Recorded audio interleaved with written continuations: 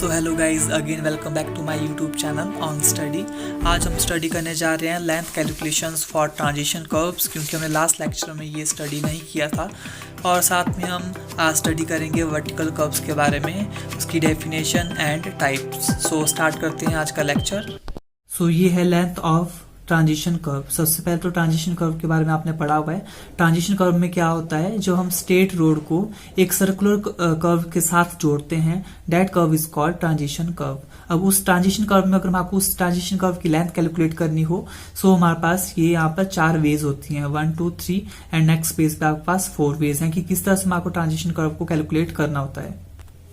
इसमें सबसे पहले कि जब आपको लेंथ कैलकुलेट करनी है, तो उसमें जब हम आर्बिट्रेरी को एज्यूम करेंगे तो उसको हम 100 मीटर में एज्यूम करना पड़ता है। ये स्टैंडर्ड वैल्यू है। आर्बिट्रेरी की जो वैल्यू होगी वो 100 मीटर ही हम एज्यूम करेंगे जब भी हम कैलकुलेट करेंगे ट्रांजिशन कर्व की length.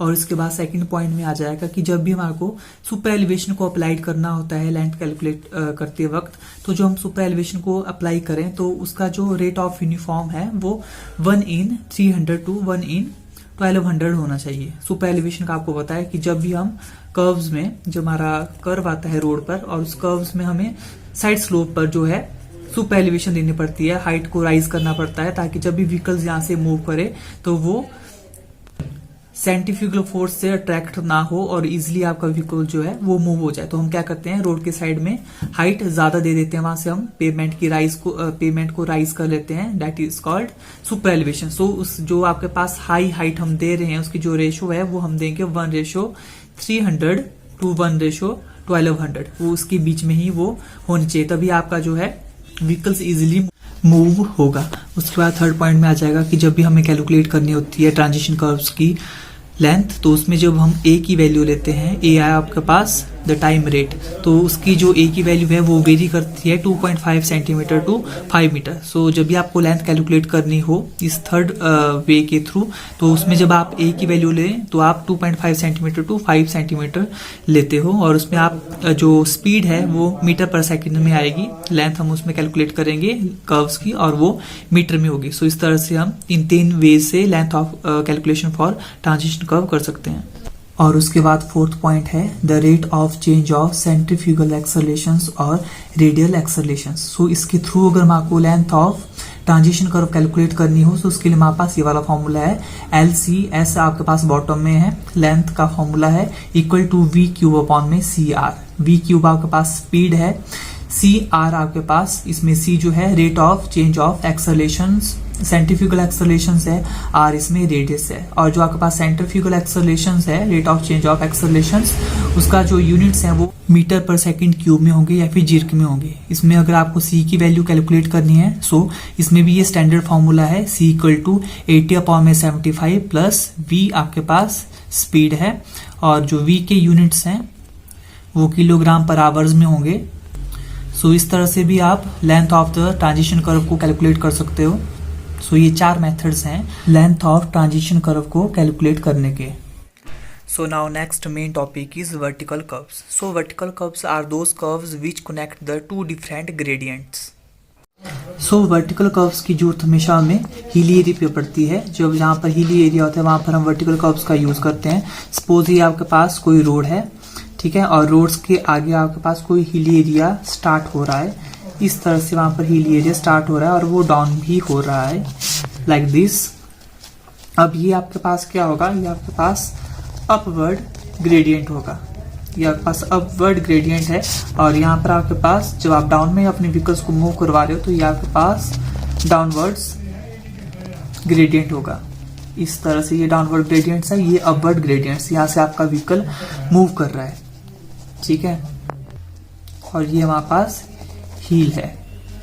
So according to definition, जब 2 ग्रेडियंट्स को कोई कर्व ज्वाइन करता है, या पास 2 ग्रेडियंट हैं और 2 ग्रेडियंट को जो कर्व कनेक्ट करता है उस कर्व को बोलते हैं वर्टिकल कर्व्स। अब यहाँ से अगर व्हीकल मूव करेगा तो उसे डाउनवर्ड जाते वक्त थोड़ी प्रॉब्लम आ सकती है। सो हम क्या करेंगे, इस चीज को अवॉइड करते हुए इस हिली एरिया में हम हल्की सी स्लोप बनाएंगे ताकि आपका व्हीकल जो है वो इजिली मूव हो। सो यहाँ से हम इसे ग्रेडियंट को हम स्लोप भी बोलते हैं, और ये अपवर्ड स्लोप है और ये डाउनवर्ड स्लोप है। अगर इस ग्रेडियंट्स में, इन 2 ग्रेडियंट्स के बीच में अगर हम एक स्लोप बना लेते हैं, that slope is called vertical slopes, ताकि आपका व्हीकल जो है वो इजिली मूव हो। अब आपने पढ़ा हुआ है कि जब हाईवे अलाइनमेंट जो होती है, स्टेट रोड जो होता है, अब हाईवे अलाइनमेंट में अगर हमें उसकी डायरेक्शन में कोई चेंज लाना होता है, हाईवे अलाइनमेंट की डायरेक्शन में अगर हमें कुछ चेंज लाना होता है तो हम क्या करते हैं, हॉरिजॉन्टल कर्व का यूज करते हैं। But in case of hilly area हम क्या करते हैं, अलाइनमेंट को चेंज करने के लिए वर्टिकल कर्व्स का करते हैं यूज। बट कई बार क्या होता है, ऐसा जरूरी नहीं है कि हाईवे अलाइनमेंट में हम हॉरिजॉन्टल कर्व का ही यूज करते हैं, क्योंकि अगर हाईवे अलाइनमेंट में, हाईवे रोड पर अगर आपको कहीं पे ग्रेडियंट की प्रॉब्लम आ रही है, ग्रेडियंट का मतलब होता है स्लोप, यहाँ तक तो आपका रोड स्ट्रेट था, आगे जाकर कहीं पे स्लोप आ रही है, ग्रेडियंट आ रहा है, तो वहां पर आपको वर्टिकल कर्व्स करने की जरूरत है। सो हम बोल सकते हैं कि हाईवे अलाइनमेंट में आप हॉरिजॉन्टल कर्व का यूज भी करते हो, और बट अगर आपको कहीं पे ग्रेडियंट आ रहा है तो वहां पर आप वर्टिकल कर्व्स का करोगे यूज, ताकि आपके व्हीकल जो है वहां पर इजिली मूव हो। अब इसमें है टाइप्स ऑफ वर्टिकल कर्व्स। अभी आपने वर्टिकल कर्व्स की डेफिनेशन पढ़ी। अब इसमें जो वर्टिकल कर्व्स हैं वो दो टाइप्स के हैं। सबसे पहले तो स्मिथ कर्व्स और दूसरा है वैली कर्व्स। ठीक है, दो कर्व्स हैं हमारे पास, दो टाइप्स के वर्टिकल कर्व्स हैं। स्मिथ कर्व्स में क्या आएगा, summit curves have complexity upward and summit curves are vertical curves with gradient upward. So ये है डेफिनेशन। आइए समझते हैं डायग्रामेटिकली कि किस तरह से ये दोनों कर्व्स वर्क करते हैं। कर्व्स में सबसे पहले तो क्योंकि ये वर्टिकल कर्व्स है और वर्टिकल कर्व्स हमेशा आपका हिली एरिया पे या फिर ग्रेडियंट पे यूज होता है, तो स्मिथ कर्व्स भी आपका हिली एरिया पे या फिर ग्रेडियंट पे यूज होगा। सपोज ये आपके पास कोई रोड है और रोड के आगे जब आपके पास हिली एरिया या फिर कोई ग्रेडियंट आ रहा है और व्हीकल्स आपका इस तरह से मूव करते हुए आगे को फिर से वो स्ट्रेट रोड को पकड़ रहा है, सो जो ये आपके पास स्ट्रक्चर बन रहा है, इस स्ट्रक्चर को हम बोलते हैं कॉन्वेक्स। सो जो कॉन्वेक्स लेंस भी होता है उसका स्ट्रक्चर भी इस तरह से होता है, इसलिए हमने कहा है कि स्मिथ कर्व में आपके पास कॉम्प्लेक्सिटी अपवर्ड डायरेक्शन में बनती है। और इस अपग्रेड सिस्टम को या फिर अपग्रेड जो स्ट्रक्चर यहाँ पे कॉम्प्लेक्सिटी का बन रहा है उसको हम क्रस्ट लेवल भी बोलते हैं। सो व्हीकल जब यहाँ से मूव करेगा और अपवर्ड सिचुएशन जब वहां पर आएगी, जिससे जो है आपका व्हीकल्स मूव करेगा उस रोड के ऊपर, उस कॉम्प्लेक्सिटी के रोड के ऊपर जब व्हीकल्स मूव करेगा तो उस चीज को हम बोलते हैं कॉम्प्लेक्सिटी स्ट्रक्चर, और that is called Smith curve.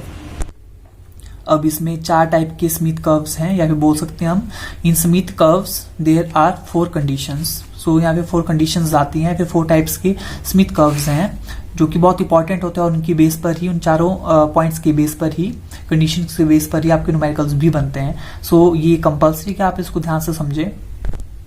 सो यहाँ पर आप देख रहे हो ये हिली एरिया का स्ट्रक्चर है, और यहाँ से आपका व्हीकल जब मूव करेगा ये आपके पास अपवर्ड ग्रेडियंट है और ये आपके पास डाउनवर्ड ग्रेडियंट्स है। ग्रेडियंट का मतलब होता है स्लोप। सो ये अपवर्ड स्लोप है और यहाँ पर डाउनवर्ड स्लोप है। So in case of summit curves हम मानते हैं कि जब भी आपके पास अपग्रेड आ रहा है या फिर अपवर्ड जब स्लोप आ रही है तो वो स्लोप आपके पास पॉजिटिव है, जिसको हम N1 नाम दे रहे हैं। N1 स्लोप आपके पास पॉजिटिव है जब आपका व्हीकल जो है अपवर्ड मूव कर रहा है। जब वो डाउनवर्ड मूव कर रहा है तो वो डाउनवर्ड स्लोप को या फिर डाउनवर्ड ग्रेडियंट को हम N2 का नाम दे रहे हैं, जो कि है नेगेटिव। जब भी वो नेगेटिव जा रहा है, नेगेटिव साइन आ रहा है, मतलब वहां पर डाउनवर्ड ग्रेडियंट है। ठीक है, तो इस सिचुएशन को ओवरकम कम करने के लिए हमने यहाँ पर एक स्लोप बनाई हुई है, एक कर्व बनाया हुआ है। इस कर्व को बोलते हैं हम स्मिथ कर्व्स। सो यहाँ से आपका व्हीकल मूव हो रहा है अपवर्ड ग्रेडियंट में पॉजिटिव, और उसके बाद डाउनवर्ड ग्रेडियंट में वो जा रहा है, जिसे हम नेगेटिव बोल रहे हैं। और यहाँ पर आपके पास जो N है वो एंगल ऑफ डेविएशन है, जो कि यहाँ पर बनेगा आपके पास N, capital N number of angle of deviation. So इसकी प्रॉपर डेफिनेशन है when positive gradient meet to negative gradient. जब पॉजिटिव ग्रेडियंट जो है नेगेटिव ग्रेडियंट के साथ मीट करेगा, या फिर व्हेन असेंडिंग ग्रेडियंट यहाँ पर आपके पास इंक्रीज हो रहा है, तो असेंडिंग ग्रेडियंट्स जब आपके पास मीट होगा डिसेंडिंग ग्रेडियंट्स के साथ, तो उस सिचुएशन को हम बोलेंगे फर्स्ट कंडीशन। सो यहाँ से देखकर ही पता चल रहा है। उसके बाद इसी तरह से सेकंड सिचुएशन भी यहाँ पर आपके पास है। यहाँ से आपके पास व्हीकल्स मूव कर रहा है अपवर्ड, और यहाँ पर आपके पास डाउनवर्ड्स नहीं आ रहा है, क्योंकि यहाँ पर आप देख रहे हो यहाँ पे पॉजिटिव साइन है और यहाँ पर भी आपके पास पॉजिटिव साइन है। आपके पास जो यहाँ पॉजिटिव ग्रेडियंट है, फिर पॉजिटिव स्लोप है, वो पॉजिटिव स्लोप के साथ ही मीट हो रही है। यहाँ पे पॉजिटिव है, यहाँ पे भी पॉजिटिव, तो इस टाइप की सिचुएशन भी आ सकती है जब यहाँ से आपका व्हीकल जो है अपवर्ड मूव करेगा, क्योंकि यहाँ पर डाउनवर्ड से वो स्टार्ट हुआ और अपवर्ड तक वो गया हुआ है। सो वो पूरा जो है वन साइड में पॉजिटिव वे में ही जा रहा है, वो डाउनवर्ड साइड में नहीं जा रहा है। सो यहाँ पर जो एंगल बन रहा है वो भी एंगल ऑफ डिविएशन बन रहा है, बट हम यहाँ बोल सकते हैं व्हेन जब पॉजिटिव ग्रेडियंट जो है पॉजिटिव ग्रेडियंट के साथ मीट करेगा, तो उस सिचुएशंस में आपके पास ये वाला स्ट्रक्चर बनेगा। देन थर्ड सिचुएशन में क्या आएगा आपके पास, जब यहाँ से व्हीकल्स मूव कर रहा है n1 पॉजिटिव ग्रेडियंट के साथ मूव कर रहा है, अपवर्ड ग्रेडियंट जो आपके पास है, वहां से जब व्हीकल्स मूव कर रहा है तो वो आगे जाकर एक फ्लैट सरफेस के पास पहुंच रहा है। ठीक है, आपका जो स्टार्ट हुआ था n1 वो पॉजिटिव ग्रेडियंट के साथ स्टार्ट हुआ था व्हीकल्स, और जब वो एक पोजीशन पर पहुंच रहा है जहां पर आपके पास, आप यहाँ पर देख रहे हो कि वहां पर आपके पास एंगल जो है वो इस टाइप का बन रहा है, एन एंगल जो है आपके पास डेविएशंस, और वो फ्लैट एंगल है। सो हम बोल सकते हैं कि n2 यहाँ पर 0 है क्योंकि वहां पर फ्लैट है। तो यहाँ पर क्या लिखा हुआ है, when positive gradient meet with flat gradient so slope वहां पर 0 होगी। n2 में जो है स्लोप वहां पर 0 होगी, और यहाँ पर जो एंगल ऑफ डेविएशंस n आपके पास एंगल ऑफ डेविएशंस है वो कितना बनेगा, n1, क्योंकि n2 आपके पास जो है वो 0 है। और इसी तरह से फोर्थ कंडीशन कुछ इस टाइप से बनेगी, इस टाइप का स्ट्रक्चर होगा। यहाँ से देखिए, यहाँ पर आपके पास डाउनवर्ड ही आपको दिखाई दे रहा है, अपवर्ड आपको नहीं दिखाई दे रहा है, डाउनवर्ड ही है। जब यहाँ पर आपके पास टॉप में आपका व्हीकल्स पहुंच चुका है, सो वहां से राइट साइड को जब व्हीकल्स डाउनवर्ड मूव कर रहा है, डाउनवर्ड ग्रेडियंट में मूव कर रहा है, तो वो नेगेटिव साइन ही शो करेगा, क्योंकि डाउनवर्ड ग्रेडियंट आपके पास नेगेटिव साइन होता है। सो n1 यहाँ पर नेगेटिव है और n2 भी यहाँ पर नेगेटिव है। सो हम बोल सकते हैं वह negative gradient meet with negative gradients, so that position is called summit curve fourth conditions. और इसकी अनदर डेफिनेशन है, when ascending gradient, मतलब जब डिक्रीज हो रहा है, ascending gradient जो है अनदर डिसेंडिंग ग्रेडियंट के साथ मीट हो रहा है। ठीक है, डिसेंडिंग ग्रेडियंट जो है अनदर डिसेंडिंग ग्रेडियंट के साथ वो मीट हो रहा है। So that condition is called fourth conditions, जो कि डायग्रामेटिकली हम समझ रहे हैं। सो ये है 5 conditions of summit curves. I hope आपको समझ आया होगा। उसके बाद सेकंड टाइप में आ गया आपके पास वैली कर्व्स। सो वैली कर्व्स भी इसी तरह का होगा। सो वैली कर्व्स में भी आपके पास क्या होगा, वैली का मतलब होता है खाई। तो यहाँ पर आपके पास हिली एरिया आ रहा था, और यहाँ पर आपके पास वर्टिकल कर्व्स में वैली आ रही है। सो वैली कर्व्स में जो आपके पास ये कर्व बनेगा, इसमें व्हीकल्स मूव होगा इजिली। आइए डायग्रामेटिकली से समझते हैं। जब आपके पास सपोज ये वाली कंडीशंस आ रही है, ये आपके पास रोड है, यहाँ से आपका व्हीकल्स मूव हो रहा है, और कई बार क्या होता है कि हमें इस तरह की कंडीशन भी आती है, वहां पर कोई खड्डा आ जाता है, या फिर वहां पर कोई वैली एरिया आ रहा है इस तरह से, और फिर से अगेन आपके पास कोई रोड आ रहा है। सो जब यहाँ से व्हीकल मूव कर रहा है और यहाँ पर जब जा रहा है, तो उसको यहाँ पर प्रॉब्लम आ रही है अपवर्ड चढ़ने के लिए। सो हम यहाँ पर क्या करते हैं, इस सिचुएशन को अवॉइड करने के लिए हम यहाँ पर हल्का सा कर्व बना लेते हैं। कुछ वर्टिकल कर्व्स हम इस तरह से यहाँ पर बना देंगे, ताकि दो जो स्ट्रेट फ्लैट रोड्स हैं उनको वो वर्टिकल कर्व इजिली ज्वाइन कर पाए और व्हीकल उसमें इजिली मूव हो। सो जो आपके पास यहाँ पर ये हल्का सा कर्व बन रहा है, इस स्ट्रक्चर को हम बोलते हैं कनकेविटी। आपने लेंस देखा होगा, इस तरह का जब हमारे पास लेंस होता है तो इस स्ट्रक्चर को हम क्या बोलते हैं, कॉन्वेक्सिटी, और इस टाइप के स्ट्रक्चर को हम बोलते हैं कनकेविटी। सो यहाँ पर इन case of valley area, valley curves आपके पास कन्वेक्टिविटी का स्ट्रक्चर बन रहा है, सिचुएशन बन रही है, तो यहाँ पर आपको देखकर ही पता चल रहा है कि ये वैली कर्व्स होगा। सो ये था आपके पास वर्टिकल कर्व्स की डेफिनेशन, उसके objective and types. So I hope आप सभी को ये लेक्चर समझ आया होगा और आप ये नोट्स नोट डाउन भी कर रहे होंगे। सो मिलते हैं नेक्स्ट लेक्चर में।